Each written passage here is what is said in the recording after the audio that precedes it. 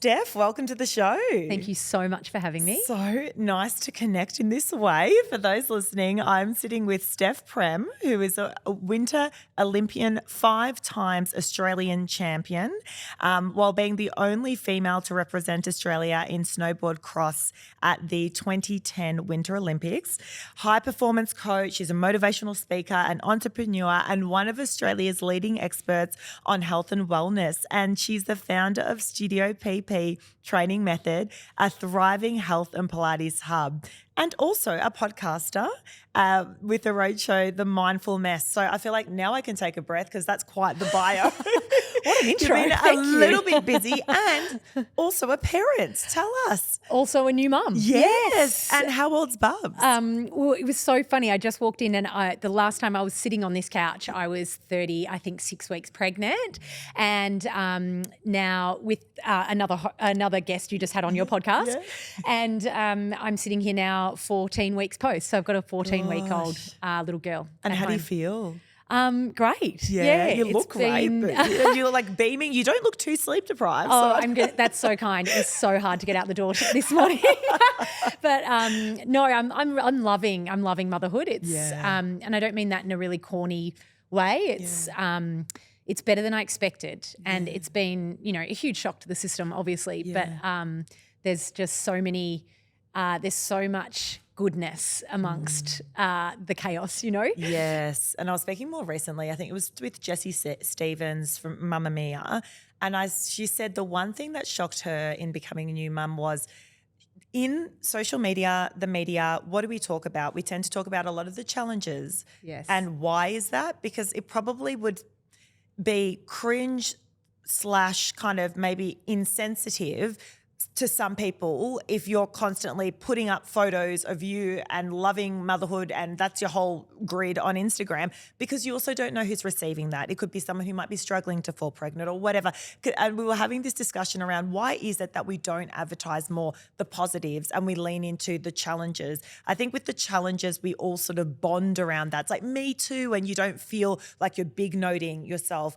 I don't know. And you don't feel alone. It's so true. Yeah, you don't feel alone. Was it a surprise to you, all of the beautifulness that came with it? Like, what was your perspective on it all? Oh, I think you've hit it on the head because I think I absolutely only ever saw the challenges maybe and the harder parts of pregnancy or of motherhood. In saying that, I was told at a very young age that I could never have kids. So maybe that just became my narrative, and maybe that's just what I saw. I don't know.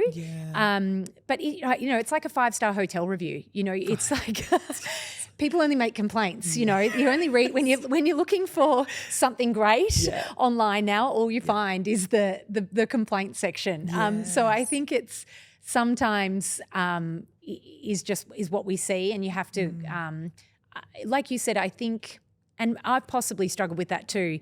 I even found myself correcting myself then by saying, I don't want to say that's corny, but there is just so much of it that I have loved. Yes. And yes, there's challenges, but that's part of being a mum. Like that is, and that's part of your body changing and your life changing and the big transition that is motherhood. But you have to focus and lean in, I think, on those beautiful moments, because I think that's just how babies are designed, because you can have the most, have the worst day or a sleepless night and they just like beam back at you and give you the cutest little smile, and you're like, oh, okay. Yeah, worth it. We're okay. We're okay for another day. Yeah. It's wild. You mentioned there you were told that you would have challenges conceiving. Can you talk to us a little bit more about that? So I had I used to be a professional athlete. I spent the better part of my professional career as a professional sportswoman, as a professional snowboarder. And I had a really horrific accident it was about 6 weeks after the Olympics. So in one way that was great because I'd already made it to the Olympics, but in another sense it was World Cup finals, same season, about 6 weeks after the Olympics. I'd had a really bad crash at the Olympics. So I think in my mind I was trying to prove that I still had it, or I didn't get the result I wanted at the Olympics. So I was pushing myself way too hard coming into World Cup finals. Long story short, I had an accident where I came off a 60-foot jump and I didn't land. I missed the land. I came up short of the landing probably 6-7 meters of where I should have landed. So in layman's terms, my physio would explain that like falling out of a first floor building to concrete. So the impact of that accident did serious damage to my lower spine, L4, L5, S1 damage, so multiple fractures in my spine, multiple fractures through my ribs. I broke 5 ribs. I dislocated my hip. I tore my pelvis. I had severe hematomas, whiplash, pelvic floor damage. So I ripped the hamstring off on the left side. So essentially the entire left-hand side of my body was taken out, and it ended my professional sports career. And in part of my rehabilitation and coming back from that accident, I was told that it would be very, very hard for me to conceive because I essentially had a nervous breakdown from the accident and a physical breakdown from the accident. So my body was in very bad way. And then to carry would be, very difficult, if not impossible, because of all the damage I did to my lower spine and pelvis. Carrying just wasn't really an option. So it was pretty much advised, and I was 23, 24 at the time, to, not fall pregnant or, it would be impossible, if not difficult anyway. So I guess that became my story at the time, and I believed that and lent into that. And I wasn't always someone, and I mean this very respectfully, but I wasn't always someone that wanted kids, or that wasn't my goal at that time in my life. My goal was to go to the next Olympics. So being told that was confronting, but I think at the time I was like, well, I'm young and, what does it matter, because I'm still going to go a whole nother Olympic cycle. And I was married at the time, and to a different partner that I now have my baby with now. But, we just decided that was our life. So, and that we were okay with that. We were really at peace with that. So, yeah, it's funny how things have changed. When did things change with your perception around wanting children? So it would be with my new partner now. And Dave is, I think I'm in a healthier, happier place with my life and my hormones, and I'm in a healthier and happier probably relationship. Yeah. And for Dave, it was very much a focus. For me, not so much. So I was very open with him early on that it might not be possible or part of our future. He's like first gen Italian. So he was like, on our 4th date, was like, so children. So that was really confronting for me in my like late 30s to have that conversation again. And I think when, if I'm really honest, when I thought I was sort of starting my life again, I was divorced at, so I think 34, and I was sort of starting my life again at 35. I was very open to the fact that I might meet someone with kids. I never really thought that it would be me. It's funny, I just didn't even put that into, I just thought that maybe that time had passed and that was part of that sort of chapter had been written, and I'd be super open to meeting someone in that phase of life, or they've already had that part of their chapter. And then I met Dave, and Dave and I have been friends for a really long time. So we actually like hooked up when we were 16, 17 and circled back later in life. He was at my first wedding actually. Oh my gosh, you're kidding. Hilarious. So we met, revisited each other later in life. Like we'd both been living overseas. Yeah. We both met up again later in life. We both obviously were single and hadn't had kids. And I accidentally and very luckily, I guess, fell pregnant naturally at 38. Accidentally? Oh, yeah. Wow. Yeah. So, and because I just didn't think it would happen, really, to be really honest. So I'm very grateful. I know how lucky we are. And, but yeah, it took a lot of work on myself and my own health. And I'm sure that's all played a really, it's played a pivotal role.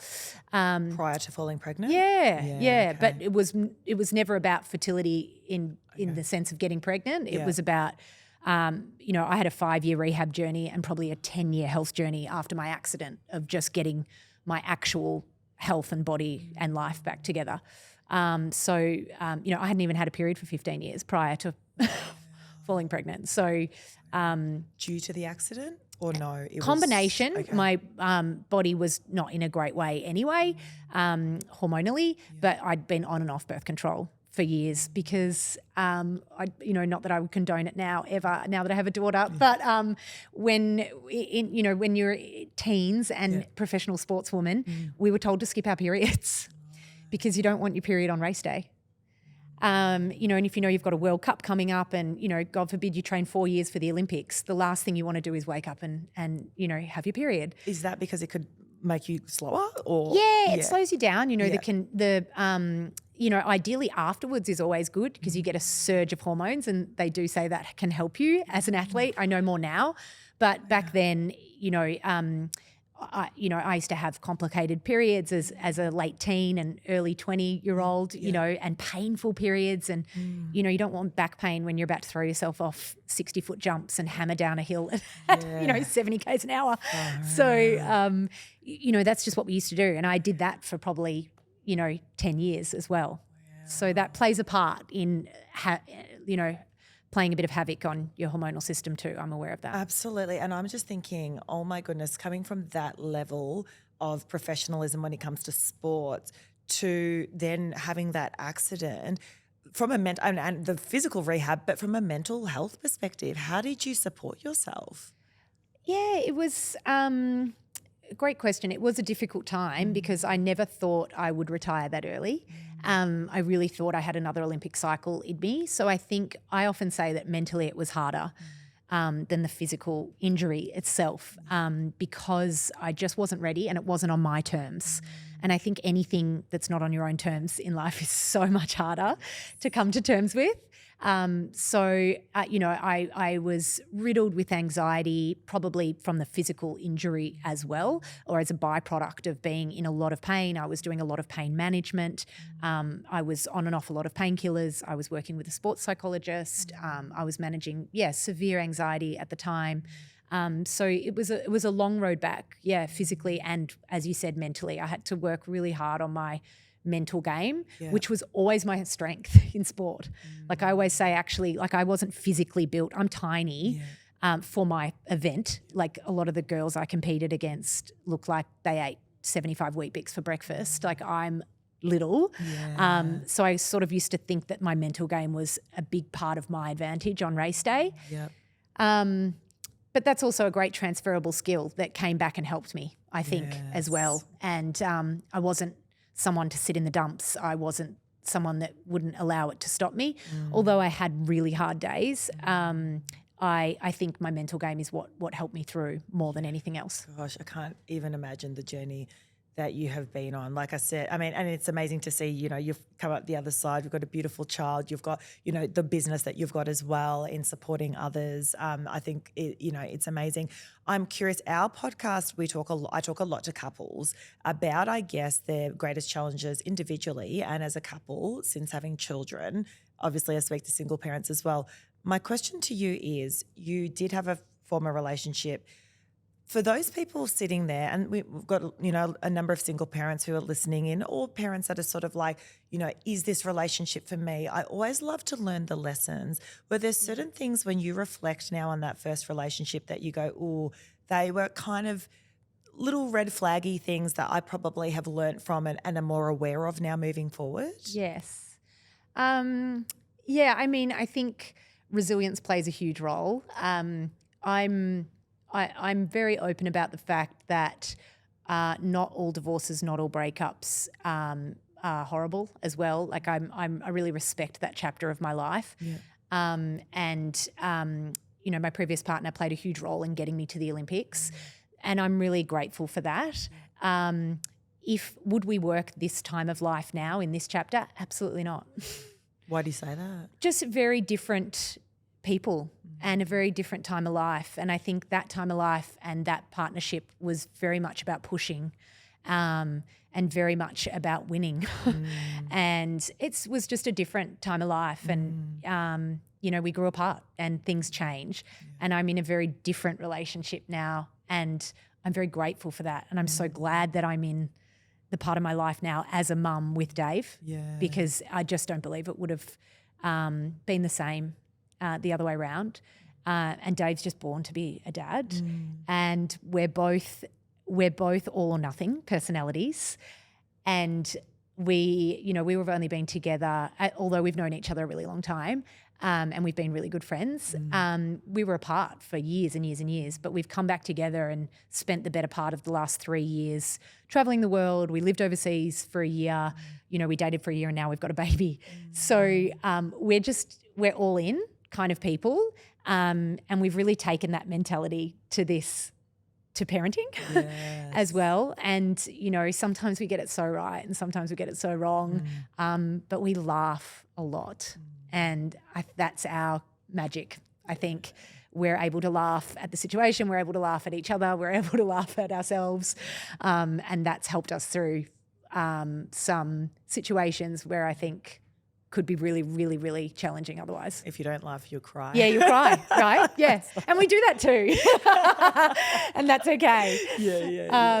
But yeah, it's funny how I'm very much I'm a different version of myself these days as well, and probably a softer version, and the person that built businesses and the person that went to the Olympics and the person that did that part of my life. And I think that's a big part of why my podcast focuses on the mess as well, is like we all have that messy, charging part of ourselves and our personality, but we all need to find that softer side as well. And, I always say Dave is my gift in that sense because he has given me motherhood as well and given us Neve, our little girl. And I think that's as much as pregnancy, if we're oversharing now, I found very challenging. Like I didn't enjoy pregnancy. That's me personally.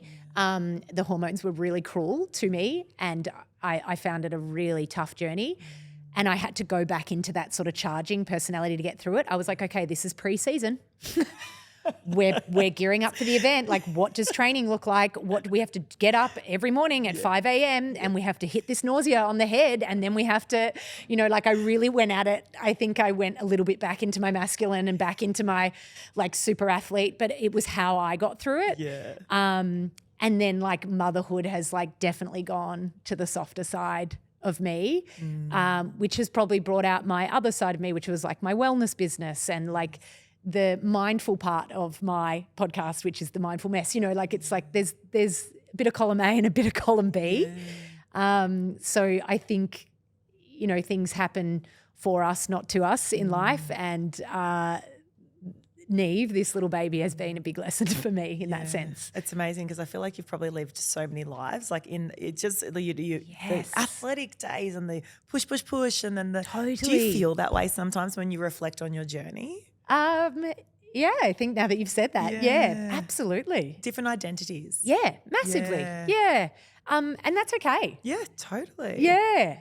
Do you think it's helped you now in sort of being comfortable in your latest identity as a mother? Yeah, well, I think you touched on it really well earlier. You said I work in the I work in the business of health and wellness or in service, helping others, working a lot with others. So I think this has been a big lesson in working back on myself as well. So what was the question? Do you think from an identity perspective, because a lot of people feel quite rattled when they become a parent in all very beautiful ways, but also who the hell am I now? Yes. But you've had a number of identity shifts. Yeah. So has it rattled you, or are you kind of cool, this is a new phase, let's go with it? What do you like? Yeah, I think I was, when I fell pregnant, I think that identity I really found challenging. Yes. And then I think I spent the better part of those 9 months like I said, in pre-season, knowing that the big event was coming, and then really prepped for it. I used that time to really go inside and work out what kind of mum I wanted to be and how I wanted to take on this next chapter and what I wanted it to look and feel like, knowing that can change. But identity-wise, it's funny. I think it's rattled my circle, people around me more than it has myself. Definitely me at first, and I struggled with it because everyone was like, how exciting. And I didn't feel the excitement early on. I was really shocked. I was in shock, not in excitement. Now having a baby is total excitement. The baby phase for me, I love. I never ever wanted to grow up, and I just love having a newborn. And I love this new identity of me with a baby. But I think because I spent that time preparing for it, I feel really ready. But I feel that sometimes my friends and family around me are still playing catch-ups. In what way? Well, because I think my narrative was always it was never going to happen. And now it's part of my life and part of my world. It's like still a bit of a shock to everyone else around me, you know, in a wonderful way, not in a horrible way, just in a still like, oh shit, Steph has a baby, you know, like, so it's like a beautiful blessing and surprise. Like we're the first grandchild on both sides for Dave and I. So our families are beside themselves. Yeah. But I was like the first to get married out of my friendship group, and I'm the last to have kids. So I already have like 5 god kids, and all my friends are having their like second and third babies, and I'm sort of joining the club a bit late, the motherhood club late. So I think it's still a shock for everyone else. Yeah. Because they've got kids in school, you know, and I'm just having a baby now. So it's funny how, like you said, it's just a different identity. Different identity. I'd love to know, and I ask all of our guests this final question, how has parenthood changed you as a person? Ooh. You know what? It's given me, I've always had great respect for women, and I've always had amazing respect for my clients, and I've worked with thousands of pre and postnatal clients in my journey, and families. And I just think the power that is a woman and what we're capable of. So I think birth has changed me as opposed to parenthood, but it really just showed me what we're capable of. And I think it just completely undid that narrative for me of my body being broken or my body not being capable or being able anymore. So I'm really grateful for what it's taught me. I think, again, in terms of like what our bodies are capable of, even though I work in the physical space, I'm still mind blown by what we put ourselves through. Yeah. Like we are absolute fucking superheroes. Right. And I think it's just given me a new kind of charge, which is really special. And I love that. Yeah, I didn't think that was possible. I've always been a big cheerleader of, my friends and my clients and, you know, probably myself more so as an athlete, but like doing this again has just kind of given me, you know, a lot more faith back in my body, in strength, I think, which I think just gives you strength in many other areas. Oh, 100%. So beautifully said.